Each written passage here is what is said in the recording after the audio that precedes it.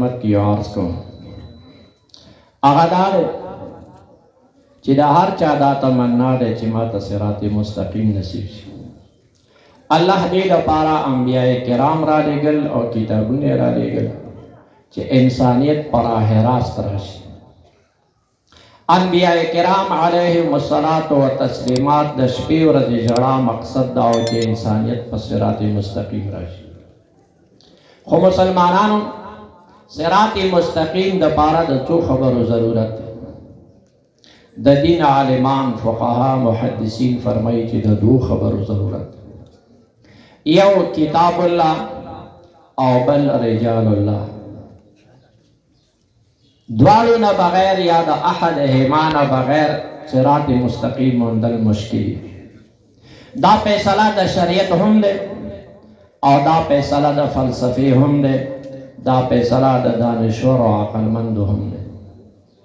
څرنګه د ټولې دنیا عقلمند په دې خبرې متفق دي چې کوم سړی دا غواړي چې زه د فن ماهر شم، زه په یو فن کې داسې مقام ته ورسېږم چې زه مشارم الیه بالبنام شم، نو د ټولې دنیا دانشور او عقلمندو دا فیصله دی چې دا سړی به دوه کاره کوي. یو به د ماهر فن سره وخت تېروي او دویم به د هغه فن کتاب زده کوي. دواړو نه بغیر کله هم یو سړی د هغې فن ماهر او قوم کې نامي ګرامي شخصیت نشي جوړېدلی.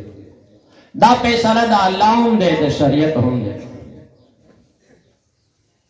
یو سړی دا غواړي چې زه د ډاکټر جوړ شم، خو هغه وایي چې ما ته دا ضرورت نشته چې زه به میډیکل کالج وایم، د یو ماهر پروفیسر سره به وخت تېروم.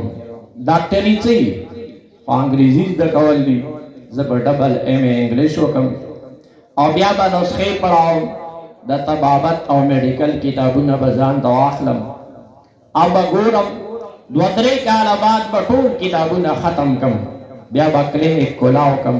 ستاسو څه خیال دی چې یو عقلمند دانا انسان به د هغه انسان نه چې هغه ډاکټري د کتاب نه زده کړي هغه نه به څوک علاج کول مناسب وګڼي؟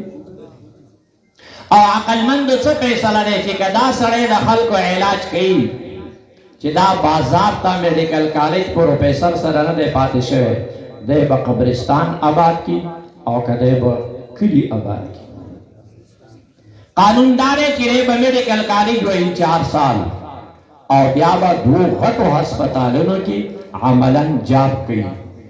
هغه د بعد باندې ته سند میلاویږي، دی به بیا ډاکټري، حکومت، عوام، عقلمند ټول به د هغه نه علاج کول ضروري ګڼي.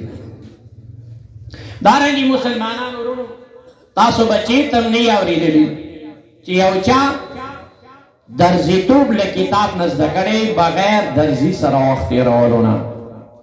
تاسو به یو پینټر نه یې کتلی چې هغه لیک د پینټرۍ کتاب نه زده کړی بغیر یو پینټر سره پاتې کېدو نه. تاسو به یو مستري نه یې کتلی چې هغه میکینک جوړ شوی بغیر د مستري شاګردۍ نه کتاب د وجې نه هغه میکینک شوی. د عقلمندو خلکو دا فیصله دی چې ته ماهر فن ځان نه جوړی، څو کاره به کوې؟ 2. یو به د فن کتاب وایي او دویم به د فن د کتاب ماهر سره وخت تېروي. بالکل دا فیصله د شریعت هم دی. مونږ تاسو مانځه کې روزانه سورې فاتحه وایو. دا ولې وایو؟ ځکه تاسو ویلي دي چې مفسرین کرام فرمایي چې قرآن مجید کې چې څومره علوم مضامین ذکر دي تفصیلا، هغه سورې فاتحه کې ذکر دي اجمالا. پکار دی چې یو مسلمان روزانه اجمالی طور باندې خپل قرآن تیروي. نو ځکه موږ سورې فاتحه وایو. نو سورې فاتحه کې موږ څه وایو؟ اهدنا الصراط المستقیم.